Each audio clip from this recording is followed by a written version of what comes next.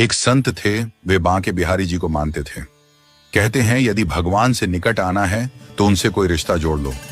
जहां जीवन में कमी है वहीं ठाकुर जी को बैठा दो, वे जरूर उस संबंध को निभाएंगे।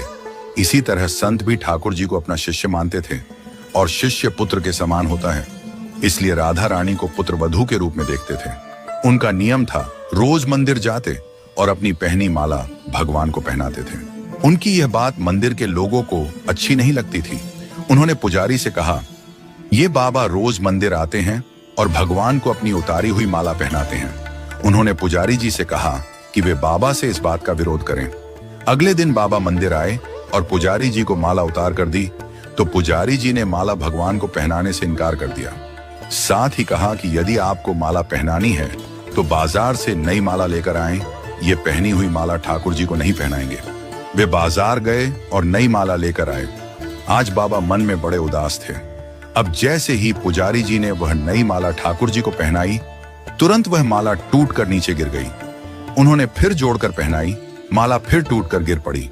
ऐसा 3-4 बार किया पर भगवान ने वह माला स्वीकार नहीं की।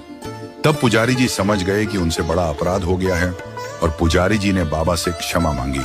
बाबा राधा रानी को बहू मानते थे, इसलिए जब भी मंदिर जाते पुजारी जी राधा रानी के विग्रह के आगे पर्दा कर देते थे।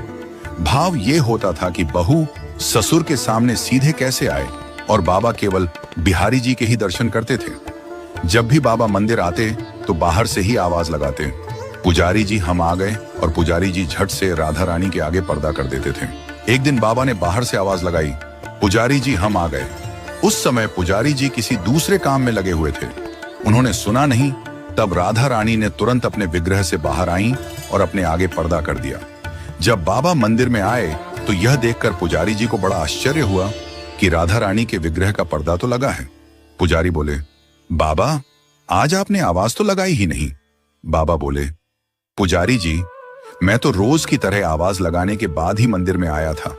यह सुनकर पुजारी जी और बाबा समझ गए कि राधा रानी ने स्वयं अपने विग्रह के आगे पर्दा किया था। आज से हम मंदिर में प्रवेश ही नहीं करेंगे। अब बाबा रोज मंदिर के सामने से निकलते और बाहर से ही आशीर्वाद देकर चले जाते।